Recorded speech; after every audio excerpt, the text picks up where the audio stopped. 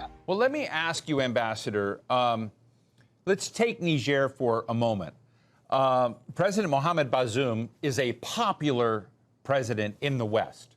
You know, the IMF liked him, the World Bank liked him, the United States liked him, France seemed to like him. I would like our listeners to understand the gap in the popularity of someone like President Bazoum and performance, and what is going on that makes that revolution, that coup as we see it in Niger, a different story than we're seeing.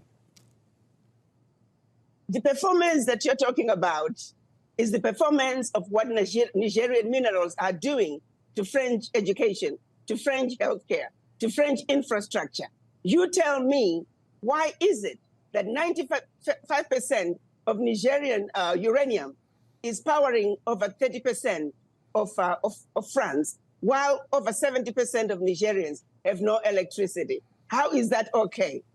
How is even President Bazoum proud of himself with that fact? There is no development in Niamey. I was in Niamey a few years ago when we had the AU summit. It was pitiful to see the level of underdevelopment that Niger has. There is no development in Niger. Let's make no mistake about it. Niger is the second poorest country in Africa, in the world, in fact.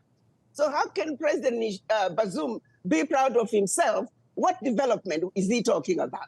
You're talking about developing France?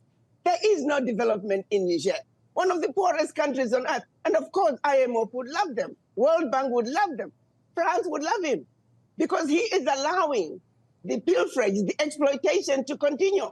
And that's why the people are rising up to say, if you can't stand up to the bullies and tell them that the exploitation can no longer continue, and look President Macron in the face and say, President Macron, how is it okay that my money, my bank reserves, my natural resources are funding French education, are funding French healthcare, are funding French infrastructure? How is that okay?